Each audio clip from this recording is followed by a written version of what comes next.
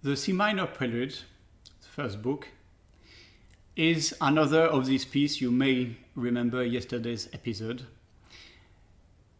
where the intention is again didactic to some extent, and this means Bach tried to create a satisfying piece of music with limited means. Again, like last time, like yesterday, no rhythm.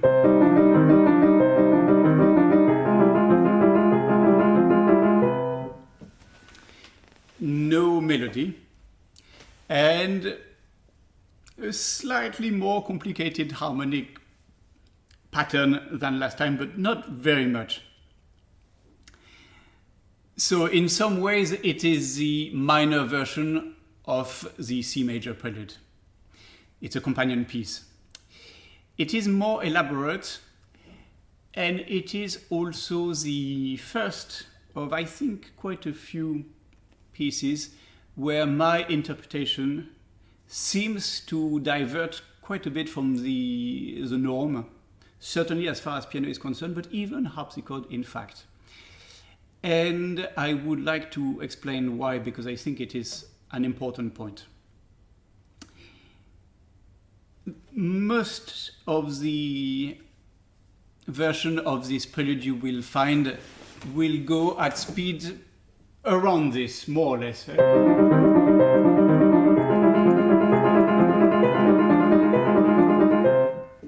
Along those lines. I play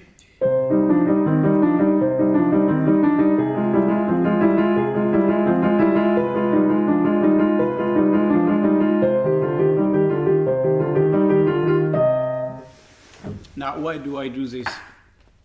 Okay, it sounds better to me. It's not the only reason. There is still today a widespread assumption that Bach didn't write tempo marks on his music because he sort of left you free to choose your own tempo. It's certainly what I was taught as a growing pianist, and very few people come up with any alternative theory. At least not in the musical mainstream world. There is, however, a reason for Bach not writing his tempo. And I'm going to refer to this concept today, and it will crop up again and again in the theory. There is a concept in Baroque music which is called tempo ordinario or tempo giusto, depending on the country, which is the same. And it refers to a basic speed of a piece of music in a traditional notation type. And that speed is, we know, based roughly on the average pulse of the human heart. That ranges somewhere between 60 and 80 beats a minute. And that concept, when you know it, illuminates suddenly a lot of the scores in Baroque era when there is no tempo notation, where you might at first say, well, what do I do? Well, you do exactly that. You try to apply the tempo ordinario and you see if it works at all. And in 90% of cases it does. There are some exceptions. There are other reasons why a composer of the Baroque period might not write his tempo. But again, that we might come to it actually later. This is actually a textbook classic case of a piece where the tempo ordinario should be applied. So you might wonder, why do we play it so much faster? Well, there might be a few reasons for that. One is that the 19th and 20th century have developed a style of playing and a conception of virtuosity that has taken us actually quite far from what Bach had in mind in terms of virtuosity when he was writing his music. We are used to playing Chopin Etude, which takes us very far from. And unconsciously, without thinking too much, we tend to apply the same concept to Bach as we do to later music. This is in fact something that was done as early as Beethoven. Beethoven's student Czerny left us an edition of the Well Tempered Clavier, and his metronome marking for the piece are insanely fast, and it has perhaps kicked a tradition to play the music much faster than was in fact intended.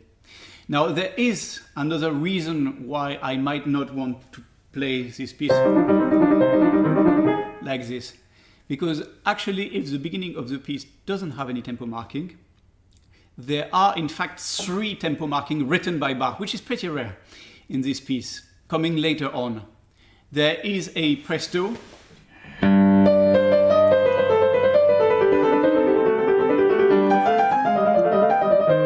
there is an adagio,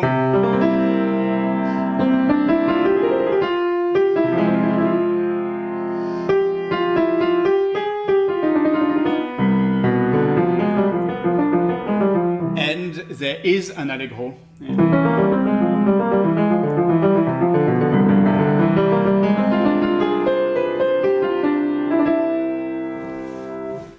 Now, all these speeds he has written because they are not the tempo ordinario. They need to be an adjustment. Allegro is faster tempo ordinario, a bit. Presto is faster than the allegro, and the adagio is slower. So the tempo ordinario, yes, it's somewhere in the middle. Now, at first it might sound strange to play it.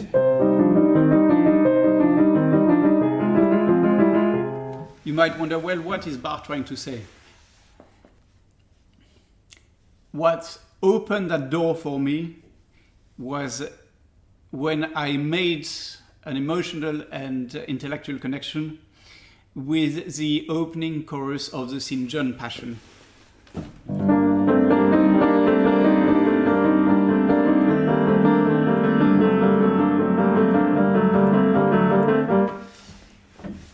Now, this is the raw accompaniment figure of the St. John Passion. Of course, in that piece, much more happens because you have oboes at the top, and eventually a big choir coming in, a lot of things. But the raw material remind me strongly of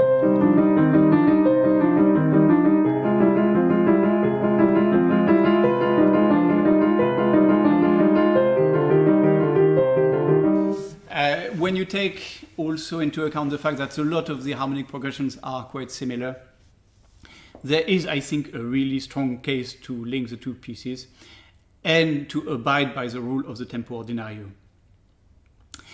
If you don't, which is again the case of many modern and even old interpretations, you end up in a position where your speed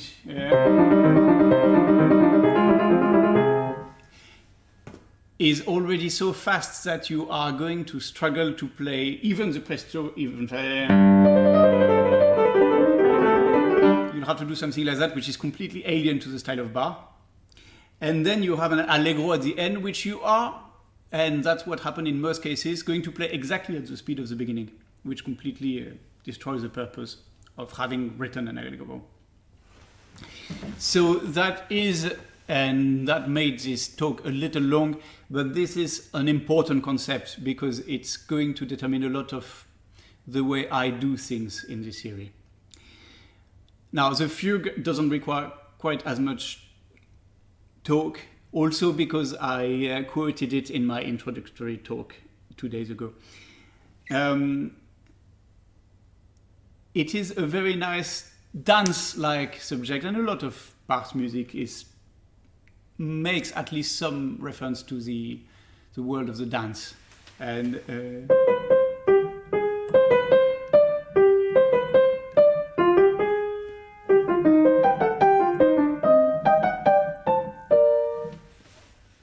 it is unlike the slightly austere fugue in C major.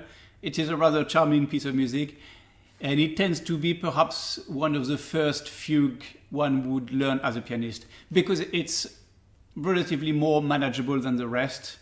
The texture is quite aerated. There is not this thick, dense texture.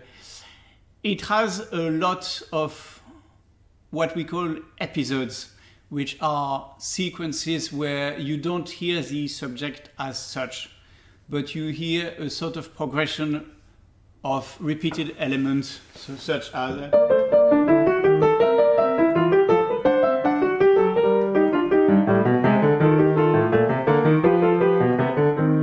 things like that, which again gives space. It's some breathing space in the way things unfold.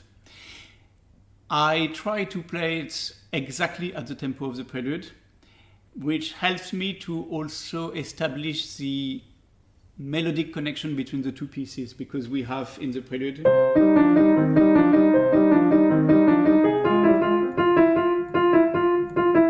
coming all the time, and the subject of the fugue, of course.